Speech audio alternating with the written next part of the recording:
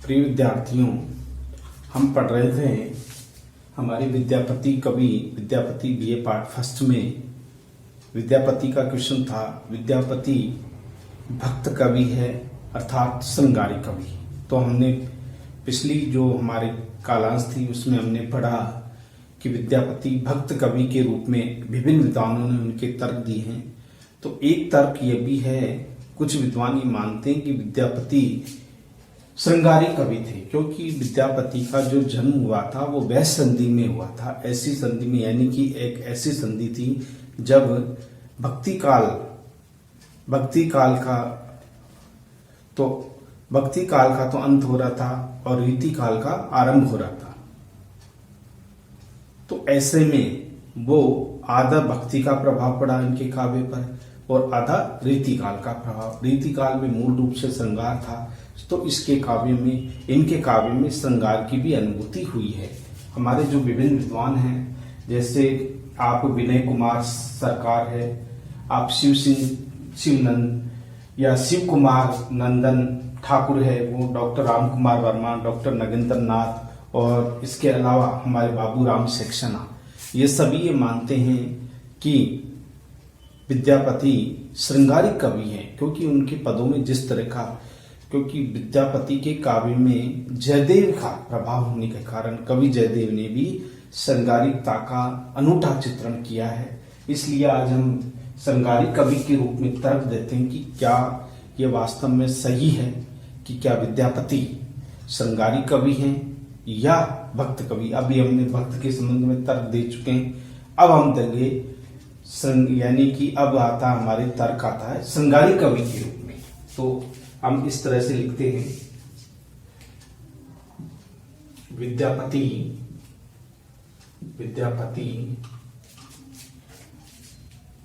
को अनेक विद्वान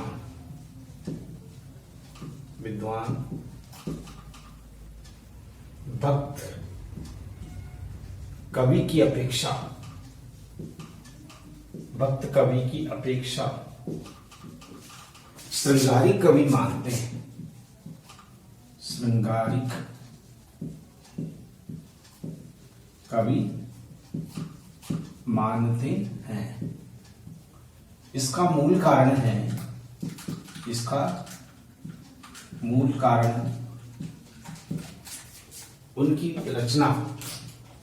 उनकी रचना पदावली, जिसमें भक्ति का भी रूप मिलता है लेकिन श्रृंगारिकता का अधिक। पदावली की रचना उन्होंने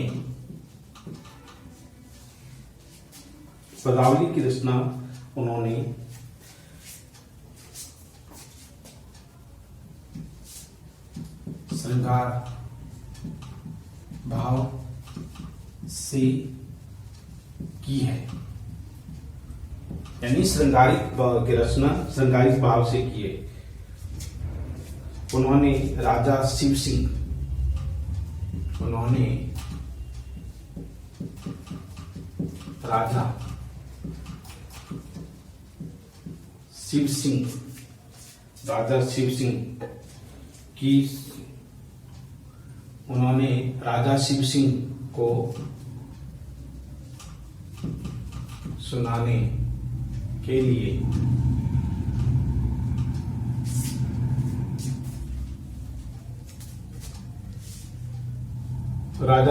को सुनाने के लिए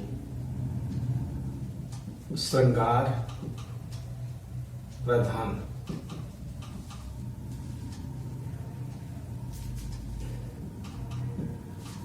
श्रृंगार भाव से किए। उन्होंने राजा शिव को सुनाने के लिए श्रृंगार प्रधान काव्य को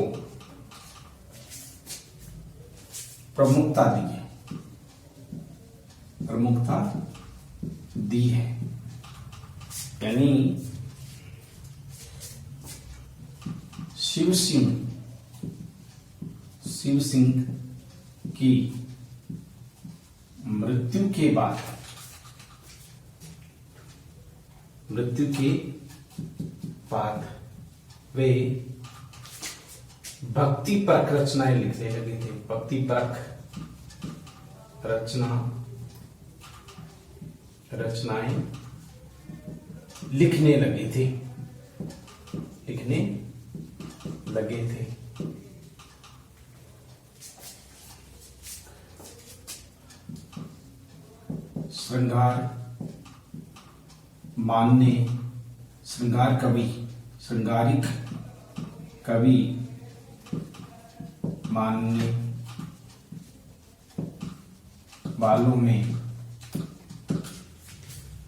श्रृंगारिक कवि मानने वालों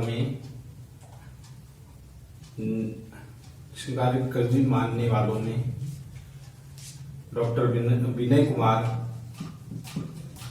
विनय कुमार सरकार,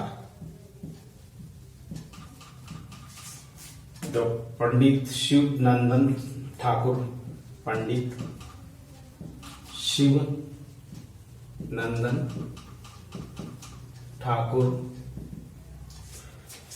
डॉक्टर राम कुमार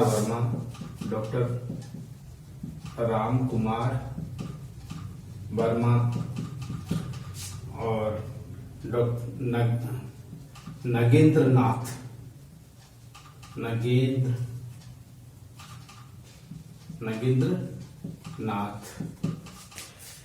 डॉक्टर बाबूराम सक्सेना,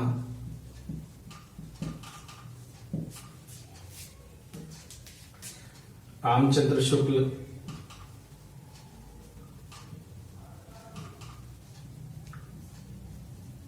आदि विद्वानों ने विद्यापति को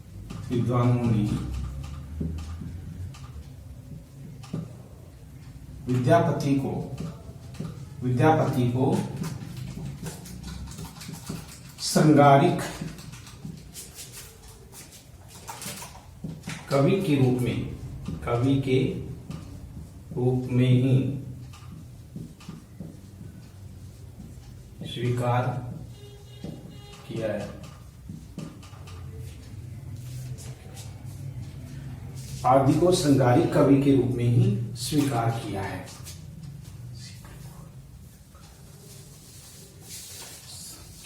कहने का मतलब विद्यापति श्रृंगारिक कवि थे। इसके पक्ष में विनय कुमार सरकार, पंडित शिवनंदन ठाकुर, डॉक्टर राम कुमार वर्मा, नगेंद्र नाथ, बाबूराम सक्सेना, रामचंद्र शुक्ल आदि विद्वानों ने विद्यापति को श्रृंगारिक कवि के रूप में स्वीकार किया है।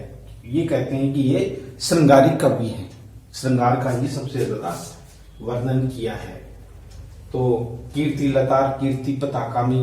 लता में सर्वाधिक वर्णन देखने को मिलता है। इनकी जो रचनाएं हैं जिसमें कीर्ति लता का और इसके अलावा शिव सिंह के दरबार में रहने के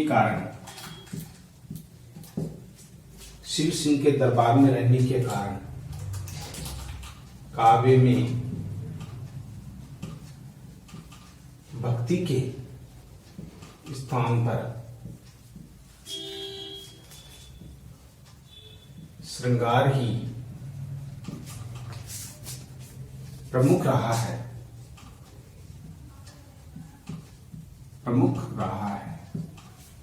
क्योंकि दरबार में रहते थे, दरबार में भक्ति नहीं हो सकती, इसलिए क्योंकि राजाओं के दरबार में केवल युद्ध यानी कि केवल श्रृंगारिकता की ही चर्चा होती है, इसलिए उन्होंने प्रमुखता श्रृंगारिकता की ही रही है।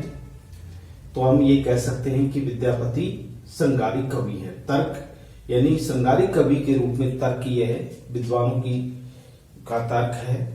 लिखिए, विद्यापति ने राधा कृष्ण की भक्ति में भी श्रृंगार को प्रधानता दी है, यानी राधा और कृष्ण की जो भक्ति है उसमें भी श्रृंगार को ही प्रधानता दी है। प्रधान इसके पक्ष में निम्न तर्क दिए जा सकते हैं, जो उन्हें श्रृंगारिक कवि मानते हैं। इस प्रकार है।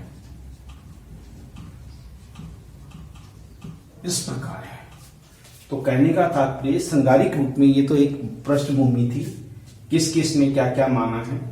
तो हम ये कह सकते हैं कि वो दरबार में रहते थे शिव सिंह के, और शिव सिंह के दरबार में उनकी सुंदर स्त्री भी पास में बैठती थी, तो उन्होंने उनकी जो रानी थी उनकी सौंदर्य का भी चित्रण केवल किस रूप में किया है? श्रृंगारिकता के रूप में। तो इस प्रकार से जितने भी हमारे विद्वान हैं, आचार्य रामचंद्र शुक्ल, डॉक्टर नगेंद्र राम कुमार वर्मा, विनय कुमार सरकार और नंद सिंह यानी शिवकानंद ठाकुर, इन सभी विद्वानों ने इसे श्रृंगारिक कवि के रूप में स्वीकार किया है। शिव सिंह दरबार में रहने के कारण काव्य में भक्ति के स्थान पर श्रृंगारिकता ही प्रधान रही है। विद्यापति ने राधा कृष्ण की भक्ति में भी श्रृंगारिकता को ही प्रधानता दी है। इसके पक्ष में निम्न तर्क दिए जा सकते हैं, जो उन्हें श्रृंगारिक कवि मानते हैं, जो इस प्रकार है। अब हम तर्क इस रूप में ले सकते हैं कि सबसे पहला जो हमारा तर्क है, वो जो मानते हैं कि भाई वो श्रृंगारिक कवि हैं, इसके लिए पहला हमारा जो तर्क है, ये तो एक पृष्ठभूमि थी इसकी श्रृंगारिकता की। अब हमारा जो पहला तर्क आएगा वह है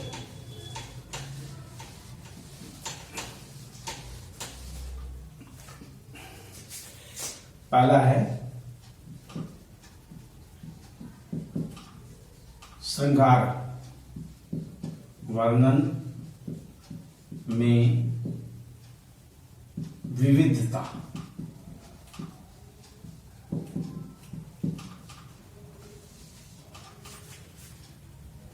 देखिए, विद्यापति ने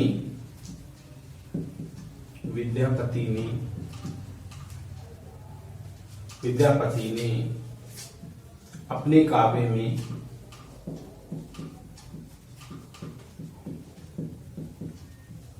श्रृंगारिकता को प्रमुखता दी है। विद्यापति ने अपने काव्य में श्रृंगारिकता को प्राथमिक या प्रमुखता दी है। पदावली इसका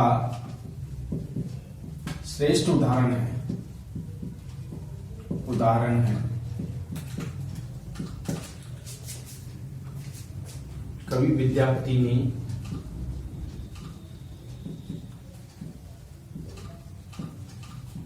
श्रृंगार के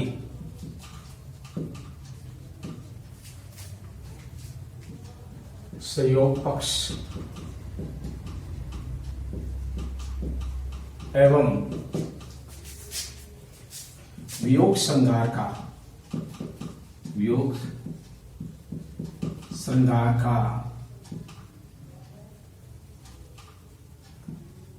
श्रृंगारिकता का अनूठा वर्णन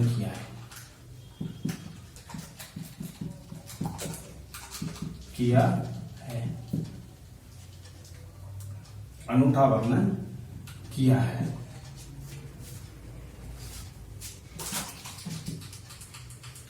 विद्यापति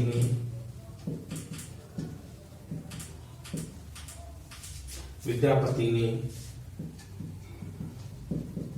संयोग श्रृंगार में नायक नायक कृष्ण को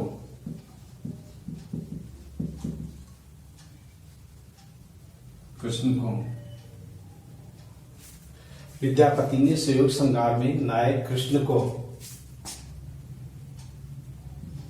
नायिका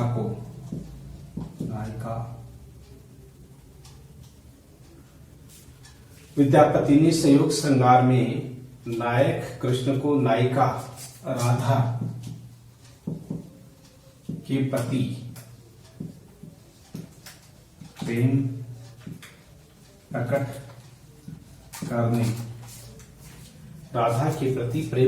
करने की अद्भुत कला चित्रण किया है। राधा अपनी सखियों के साथ कहीं जा रही है। कृष्ण बीच रास्ते में राधा को जाने से रोक देते हैं।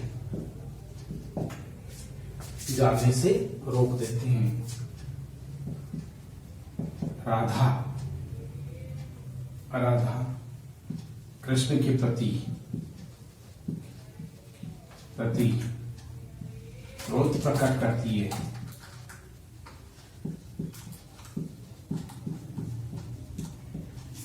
किंतु कृष्ण के मन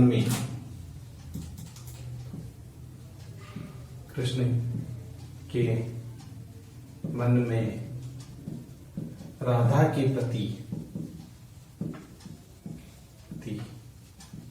अपार प्रेम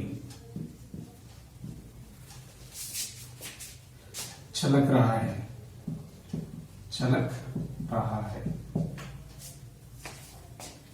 यानी कि कहने का मतलब तो किस तरह से कृष्ण जाने से रोक देते हैं, क्रोध प्रकट करती हैं। तो ये संयोग काल का वर्णन है, जो किस तरह से नायक नायिका के रूप में उन्होंने उस रूप का चित्रण किया है। संयोग काल में हम ये कह सकते हैं कि अपार प्रेम छलक रहा है। विद्यापति ने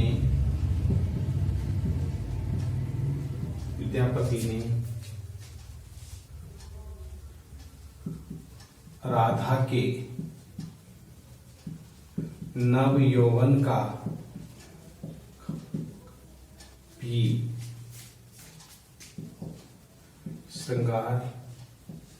श्रृंगारिक रूप में चित्रण किया है।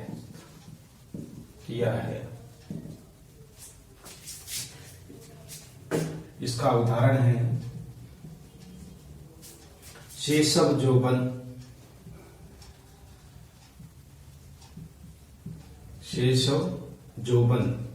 जोबन का मतलब होता है यौवन। जोबन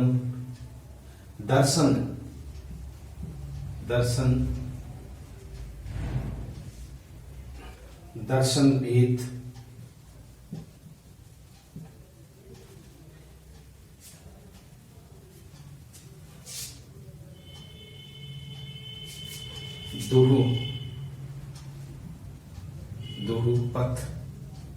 दुरुपथ हेरथ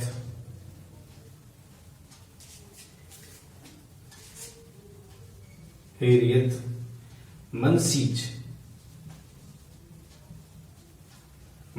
मेल भेल है ना। मनसीज मेल शेषव जोपन दर्शन भेल दुपथ रैयल मनसीज मेल। कहने का मतलब होता है कि यहाँ राधा कहती है, प्रेम श्रृंगारिकता का चित्रण है, और कहती है कि यौवन कहने का मतलब तालाब की जो महत्व है, मनसीज का मतलब था कमल का फूल, है ना। कमल का फूल जब जिस तरह से खिलता है योग, तो उसकी जो सार्थकता है उसकी उपयोगिता पर है। यदि वो उपयोग नहीं हो तो उसका यौवन भी व्यर्थ है। तो यहाँ पर राधा के यौवन की चर्चा की गई है, राधा के यौवन के बारे में बताया गया है। मनसीज का मतलब होता है कमल का फूल, है ना। कमल के फूल की तरह से जैसे फूल और कांटे दोनों है, उसमें सुख भी है तो दुख भी है, फूल और कांटे की बात ही है। तो जो प्रेम है, जो यौन है, वो क्या है, वो दर्शन के योग्य है, वो देखने योग्य है। राधा का जो यौवन है, जो शैशव काल में था, अब यौवन रूप में परिवर्तित हो गया है, वो दर्शन के योग्य है। दो पत्र रहिल मन सीज मेल, अर्थात फूल और कांटों की तरह ये प्रेम है। इसका प्रयोग इन्होंने संयोग श्रृंगार के अंतर्गत किया है। तो ये विद्यापति का संयोग श्रृंगार था। तो इस प्रकार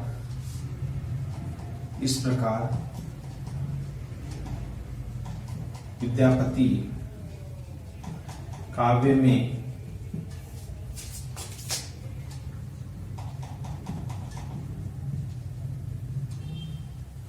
संयोग श्रृंगार का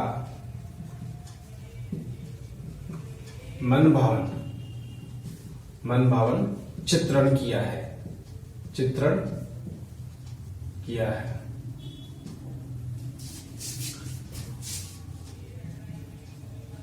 नायिका के अंग को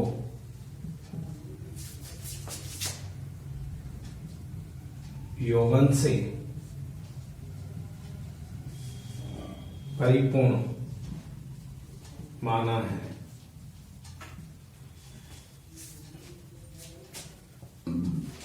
तो ये है संयोग काल का। अब आता है तो वियोग काल में किस तरह से वो रूप दिखाई देता है, इसका हम पढ़ेंगे।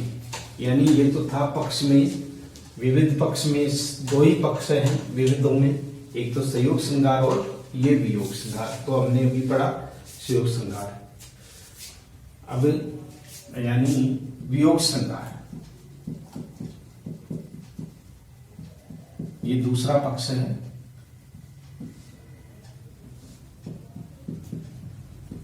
विद्यापति ने अपने काव्य में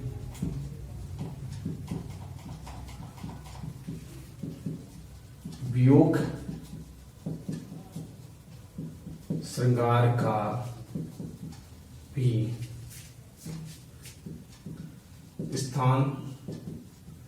स्थान पर वर्णन किया है।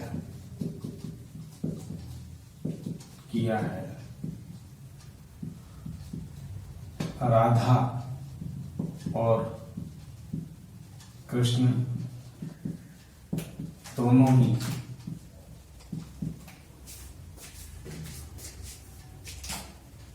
दोनों ही पात्रों में वियोग की अनुभूति हुई है। यानी राधा और कृष्ण हैं, दोनों ही पात्र हैं, दोनों ही पात्रों में वियोग की अनुभूति हुई है। राधा कृष्ण के बिना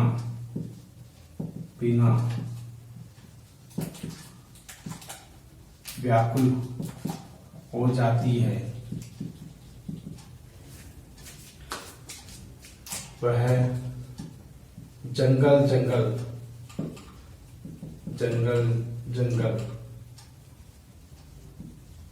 कृष्ण की खोज करती है।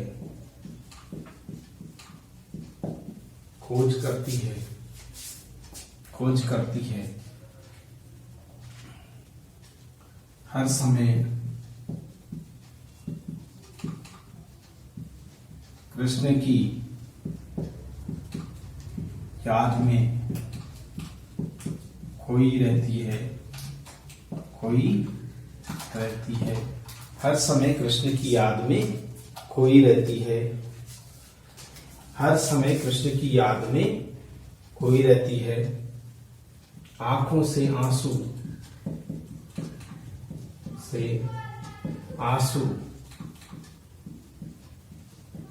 गिरते रहते हैं, आंखों से आंसू गिरते रहते हैं। उधर कृष्ण भी राधा को देखने के लिए यमुना तट पर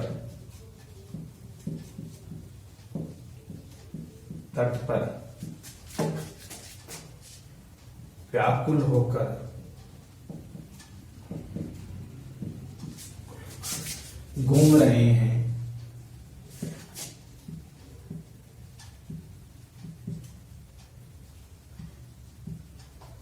कमल के समान आंखों से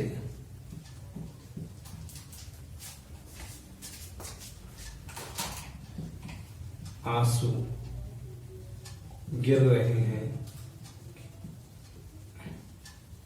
यानी कि गिर रहे हैं। यमुना के तट पर व्याकुल होकर के कमल के समान आंखों से आंसू गिर रहे हैं। वे राधा राधा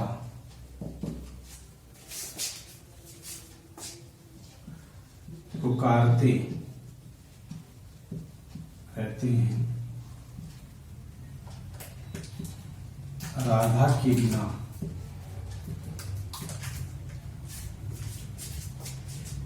वे पल भर भी रह नहीं पाते। राधा के बिना वे पल भर भी रह नहीं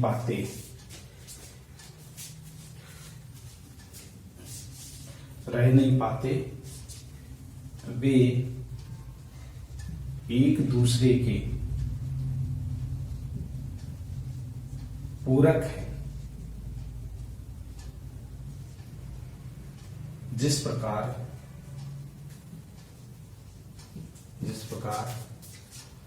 तालाब में या सरोवर में, जिस प्रकार सरोवर में सरसीज का महत्व है, यानी कमल का महत्व है, जिस प्रकार सरोवर में सरसीज यानी कमल का महत्व है, उसी प्रकार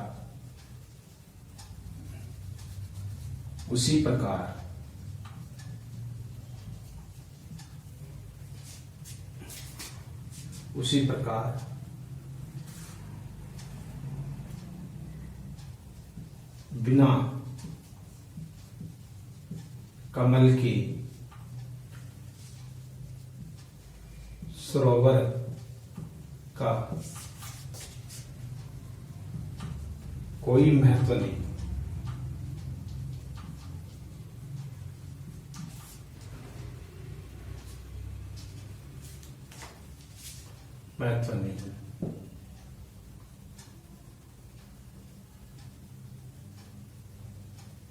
इस प्रकार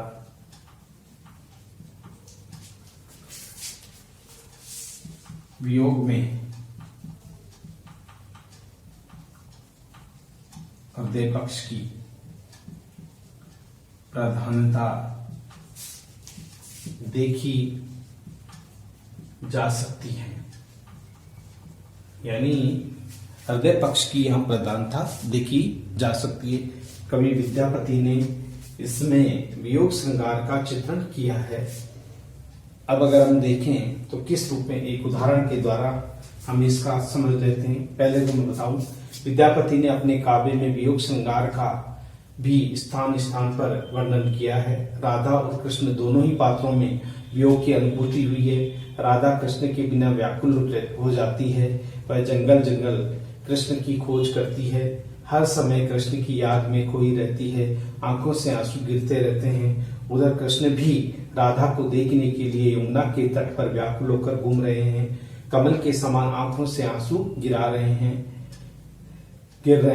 वे राधा राधा पुकारते रहते हैं, राधा के बिना वे पल भर भी नहीं रह पाते, वे एक दूसरे की पूरक है। इस प्रकार से जिस प्रकार सरोवर में सरसीज का यानी कमल का महत्व है, उसी प्रकार बिना कमल के सरोवर का कोई महत्व नहीं है।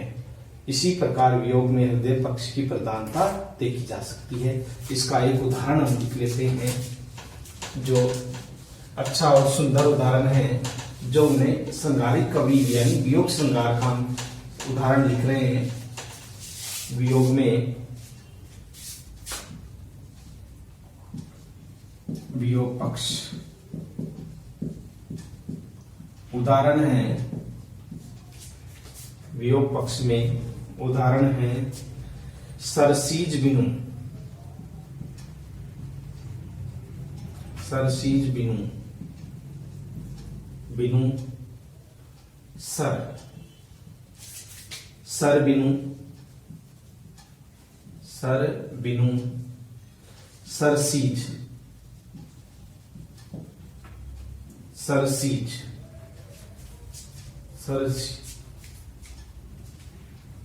सरसीज की सरसीज, सरसीज बिनु सूरे, बिनु सूरे, ये शब्द है पूरा। जोबन बिनु तन, जोबन बिनु तन, तन यानी शरीर, तन बिनु जोबन, जोबन,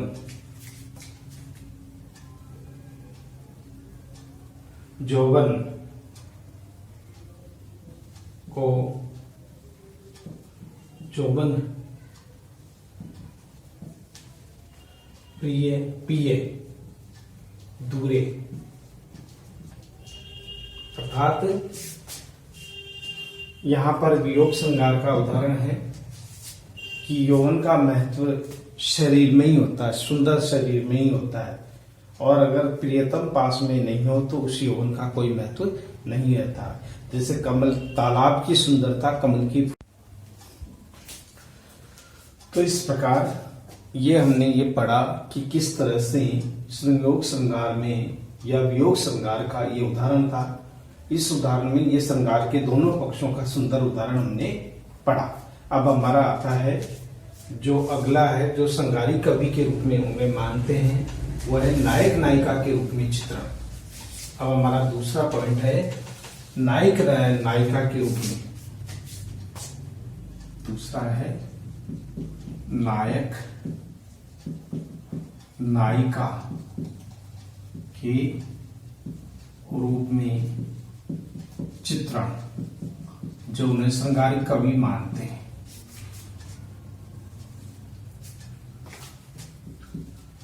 विद्यापति के काव्य में, विद्यापति के काव्य में श्रृंगारिकता को बढ़ाने के लिए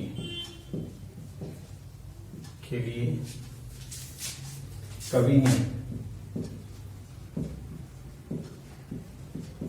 राधा और कृष्ण को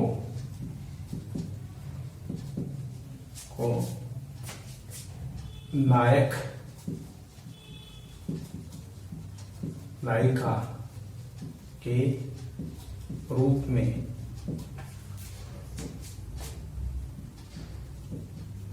सुंदर चित्रण किया है कृष्ण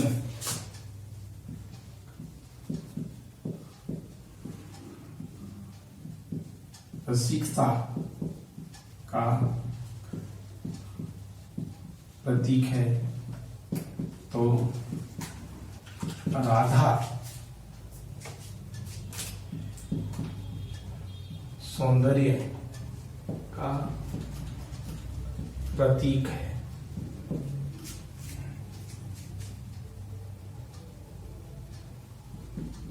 नायक नायिका के अलौकिक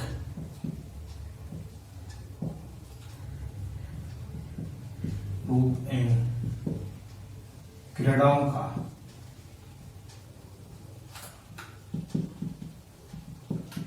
का अनूठा चित्रण किया है। अनूठा चित्रण किया है, यानी काव्य में श्रृंगारिकता को बढ़ाने के लिए कवि विद्यापति ने राधा और कृष्ण को नायक नायिका के रूप में सुंदर चित्रण किया है। कृष्ण रसिकता का प्रतीक है, तो राधा को सौंदर्य का प्रतीक माना गया है। नायक नायिका के रूप, अलौकिक रूप और क्रीड़ाओं का अनूठा चित्रण किया है। विद्यापति ने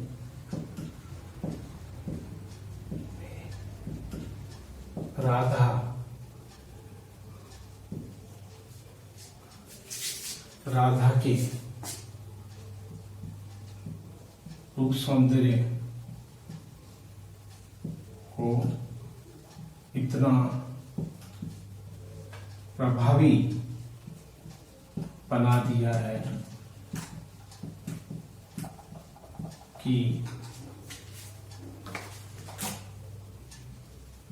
कृष्ण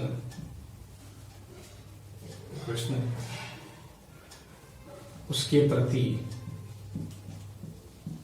आकर्षित हो जाते हैं, आकर्षित हो जाते हैं।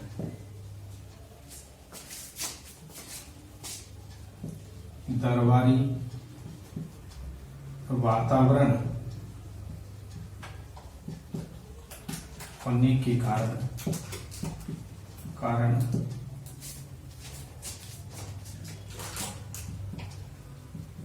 राधा कृष्ण की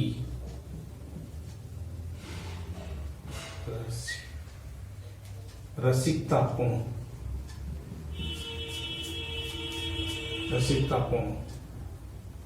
राधा कृष्ण की रसिकतापूर्ण बातों को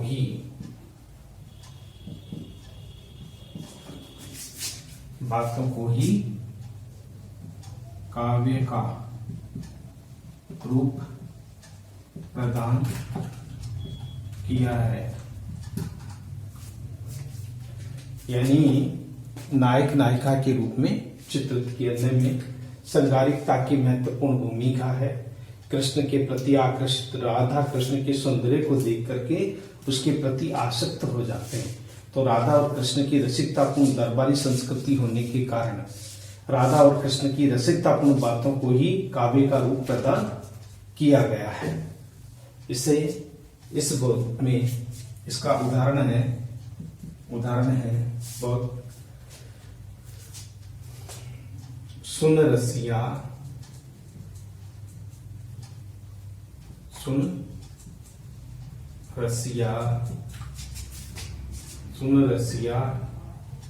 अब न बजाऊ विपिन बसिया।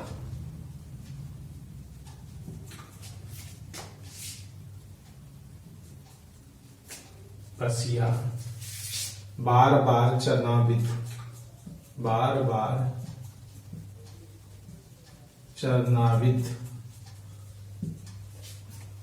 सदा रहीब बनी दसिया। अर्थात राधा कृष्ण के, जब कृष्ण बांसुरी बजाता है तो राधा उसे बांसुरी बजाने के लिए मना कर देती कि नायिका उस बांसुरी की धुन पे वो तोड़ करके चली आती है उसके रूप सौंदर्य को।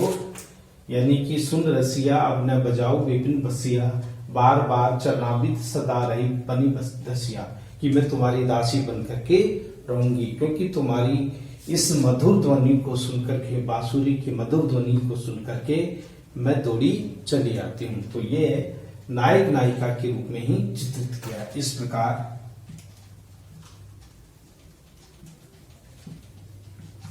राधा नायिका का कृष्ण को मधुर बांसुरी न बजाने का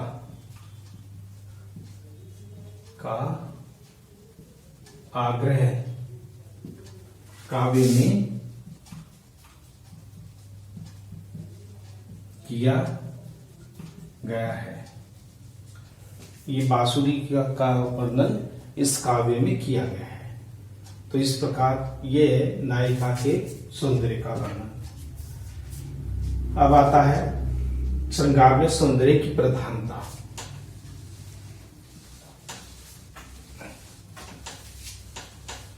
अब आता है श्रृंगार में हमारा तीसरा पॉइंट है श्रृंगारिक पक्ष को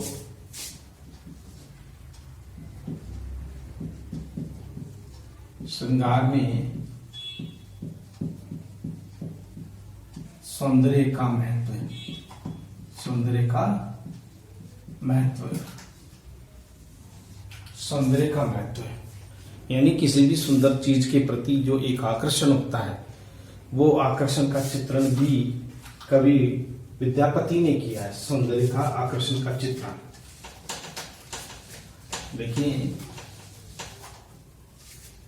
देखिए प्रेम का आधार सौंदर्य होता है, सौंदर्य ही होता है, सौंदर्य ही होता है। श्रृंगार वर्णन में सौंदर्य का विशिष्ट महत्व है, विशिष्ट महत्व है।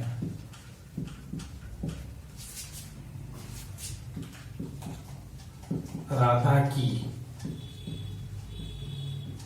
सुंदरता ने कृष्ण के मन को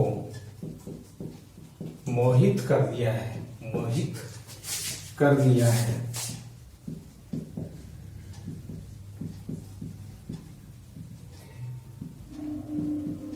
राधा की सुंदरता, राधा की सुंदरता अद्वितीय है, अद्वितीय है। राधा की सुंदरता अद्वितीय है। प्रेमी मन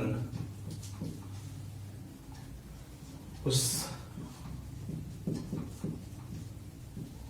सौंदर्य पर, प्रेमी मन उस सौंदर्य पर आसक्त हो जाता है, आसक्त हो जाता है।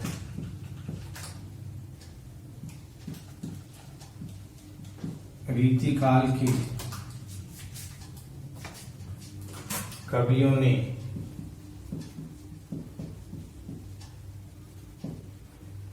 नायिका सौंदर्य पर ही,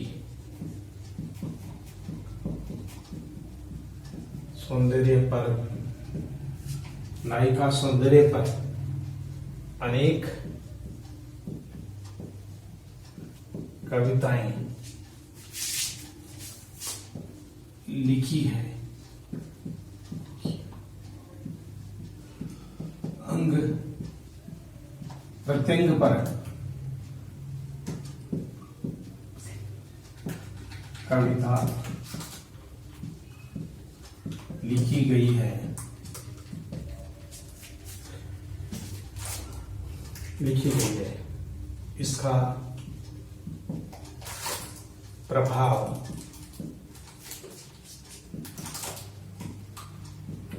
विद्यापति के काव्य में स्पष्ट रूप से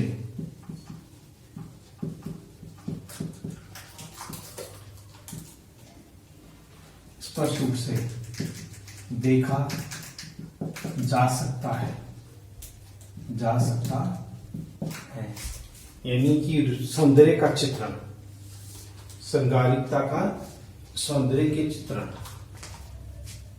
यानी कि श्रृंगार में सौंदर्य का चित्रण, इस पे कविताएं लिखी है, रीतिकाल के कवियों ने लिखी है। तो इस जो श्रृंगारिकता का प्रभाव है वह विद्यापति के काव्य में भी स्पष्ट रूप से देखा जा सकता है।